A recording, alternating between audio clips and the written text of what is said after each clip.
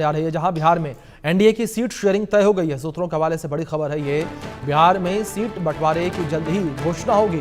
जहां बिहार में जेडीयू 102 सीटों पर, बीजेपी 101 सीट पर संभवतः चुनाव लड़ सकती है और बिहार में एलजेपी आर को 20 सीटें मिल सकती हैं। ये बड़ी खबर है जो सामने आ रही है।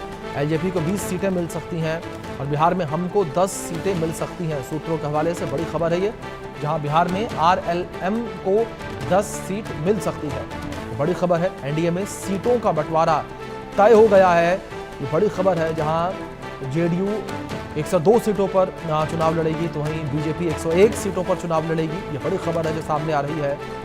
एनडीए में सीटों का बंटवारा जो है वो तय हो चुका है। बिहार में जल्द ही इसकी घोषणा की जाएगी। ये बड़ी खबर, बिहार में जल्द ही सीटों के बंटवारों को लेकर ऐलान भी किया जाएगा। ये बड़ी खबर है जो निकलकर सामने आ रही है। बिहार में हमको 10 सीटें मिल सकती हैं।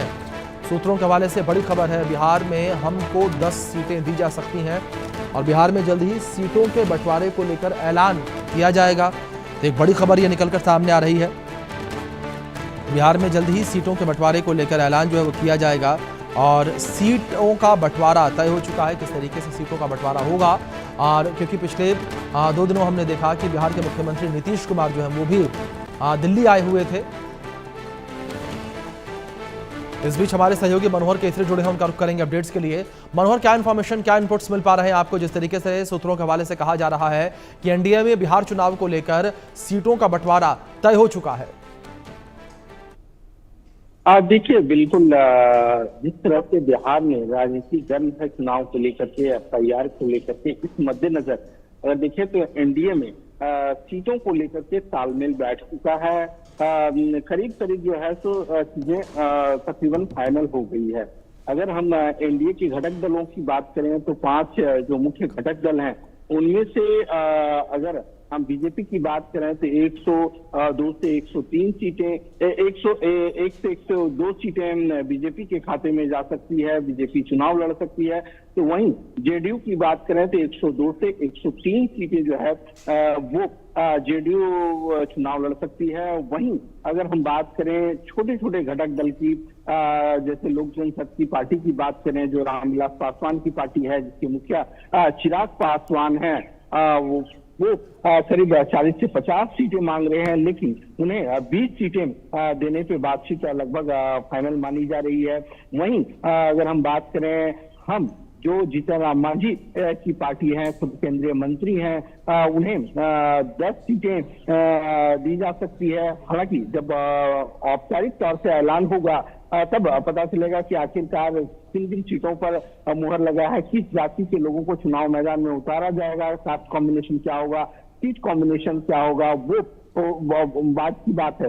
वहीं अगर हम उपेंद्र कुशवाहा की पार्टी की बात करें तो 10 सीटों की मांग से हो सकता है कि उनको उतनी सीटें मिले, या फिर जब औपचारिक ऐलान हो तो सीटें उनको मिल सकती है। लेकिन खबर ये है, और बड़ी खबर बिहार की राजनीति से है, कि एनडीए ने अपने तौर पे, अपने लेवल पे जो है सो सीटों पे फाइनल मुहर लगा ली है। औपचारिक ऐलान बाकी है, क्योंकि खबर यह है कि सितंबर के मिड तक जो है तो चुनाव आयोग की ओर से चुनाव की घोषणा हो सकती है।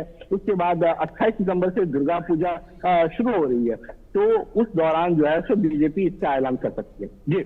जी मनोहर, दूसरी ओर यह भी कहा जा रहा है कि जिस तरीके से बिहार के मुख्यमंत्री नीतीश कुमार दिल्ली के दौरे पर आए थे और उस वक्त कहा गया कि वो अपने निजी कारणों से दिल्ली के दौरे पर हैं, क्या उसी दौरान ये तय हुआ, उसी दौरान बैठकें हुई? क्योंकि उस वक्त कुछ बैठकें भी होनी थी और उस वक्त भी ये कहा जा रहा था कि नीतीश कुमार जो है वो सीटों के बंटवारे को लेकर दिल्ली पहुंचे हैं और बीजेपी के शीर्ष नेतृत्व से मुलाकात कर सकते हैं वो।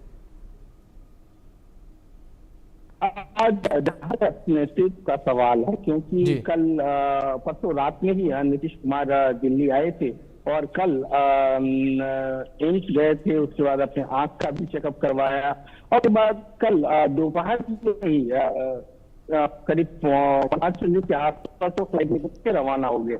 लेकिन उससे पहले धर्मेंद्र प्रधान से उनकी मुलाकात हुई थी। ये भी खबर थी कि उनसे सीटों को लेकर के चर्चा हुई है।